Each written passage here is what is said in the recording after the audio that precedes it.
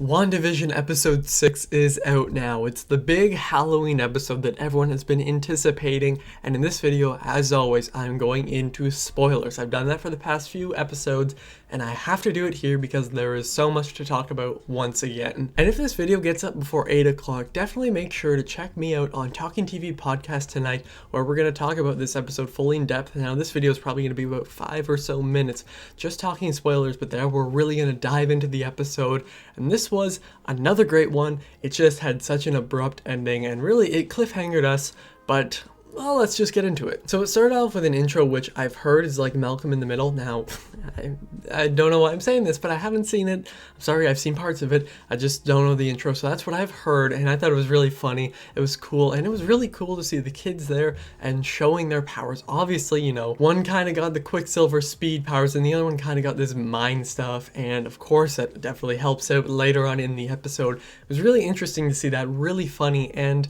you know, there's some stuff here which did confuse me, I will admit. Evan Peters, who I love. I'm just saying this.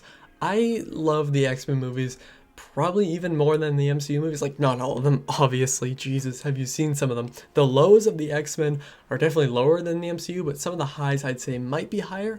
Not 100% sure. Just need to do a rewatch of all of them, but like, let's talk about Days of Future Past. I like that, I think, more than any MCU movie, and I'm not trying to bash the MCU, I love the MCU. So it's really cool to see him here, except I'm kind of just now confused on what they're doing with his character. Like, he'll question Wanda will question him, but then like he gets mad, and it's weird. There's some stuff going on, and I feel like they'll definitely explain it in these last 3 episodes. We only have 3 episodes left, which is crazy to think about. They haven't shown that many clips from those 3 episodes too. Like, everyone was really anticipating this one, because even like I'm trying to avoid all the promos. I've seen like parts of them, but even in the trailer, like we saw that Agnes scene, and we kind of like, I was like, okay, even that scene was just like a little thing. Like, it was not a big thing. And when Vision was flying out near the end, I was like, oh, there's gonna be this massive thing that happens in the air, like some big fight or something.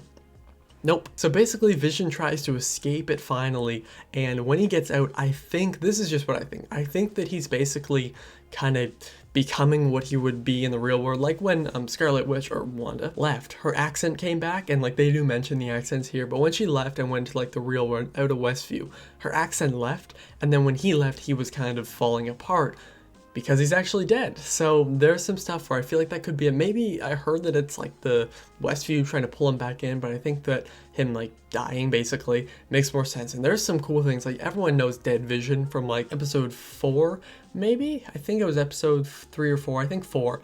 But we had one of those here with Quicksilver, although it was like, it's still Evan Peters, but then we had like, you saw the bullets, you saw that, so it really hooks you and keeps you interested here. They also had some cool other references. Obviously, they mentioned Kick-Ass. Now, I haven't seen Kick-Ass, but I do know for a fact that Aaron Taylor Johnson is in it, and I heard that he plays a big role, and I think that even Evan Peters is in it too, so I thought that was funny, where she's like, Kick-Ass? But I thought the CGI just here was so amazing, and even the costume design. Obviously, you know, they brought back like the comic book, like their classic costume, I think, like the first ones that are there, and both of them look really good, and it's really funny. It's cool to see Vision like wearing the thing, because we know what he normally looks like. Obviously he becomes that later, but like it's so different. And then Wanda, of course, it's so cool seeing her here, and I mean, I said in almost every single one, she's my favorite, probably my favorite female superhero, definitely in the MCU. But I mean, could she be a villain? Who even knows? And then she uses her powers on Pietro, Quicksilver, whatever you want to call him. I'm going to refer to him as that, even though he might not be. We don't really know yet. And then the end of the episode, she expands Westview, so it kind of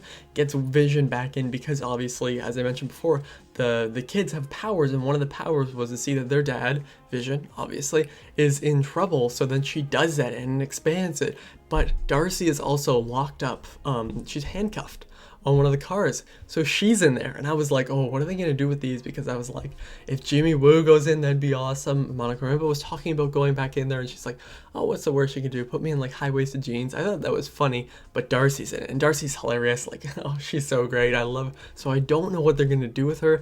I'm really excited though, because they haven't shown lots of footage, and I'm so glad. I don't want to know anything. When I go into these episodes every Friday, I basically have to avoid my review Instagram account, like my Reviews Instagram account and Twitter, because people are assholes and post spoilers all the time on it. So I didn't really know anything. I had only seen like the few shots from the trailers and the promos and stuff like that. I hadn't even seen the full promo. But yeah, this was a really hyped up episode. The end did definitely leave me a little bit kind of like I didn't feel disappointed by the episode. It was probably one of my favorite ones. I think I'd rank it below. It'd probably go, actually, yeah, I'll just tell you. Probably go like 5, 4, and then this one, or even maybe even above 4. Like, I didn't like it more than the last one, but the last one was so fantastic, so it's hard to beat that. But this was still a great episode. In the end, it definitely left us with a little bit, like, when there's so many tweets, and I actually retweeted one of them that's like my worst enemy, and it's just like the please stand by screen that we see at the end, because the episode says like 37 minutes, but it's only 30 minutes because the credits are so damn long. It happens every time. I'm like, oh,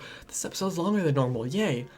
Nope, never mind. I did really enjoy WandaVision episode 6. You know, was it the big hyped up thing the Halloween episode was gonna be? Not exactly, but it still was a great episode. Great acting, you know, it didn't have as many like big reveals or like subtle reveals as the last one, but it still was a really solid episode and really leaves you wondering, what are they gonna do in these final 3 episodes? I'm gonna give WandaVision episode 6 a 4 out of 5. So yeah, that was my thoughts. And again, if this is up before I get on Talking TV Podcast, definitely check that out. It's their YouTube channel, Talking TV Podcast. I don't think there is Talkin', so there's no G. Really excited to talk about that. And what did you think of the episode? Tell me down below. Kind of give me your top 3 episodes so far. I'm really interested. What do you think is going to happen in the next 3? And thank you all for watching. I'll see you guys next time. Over and out.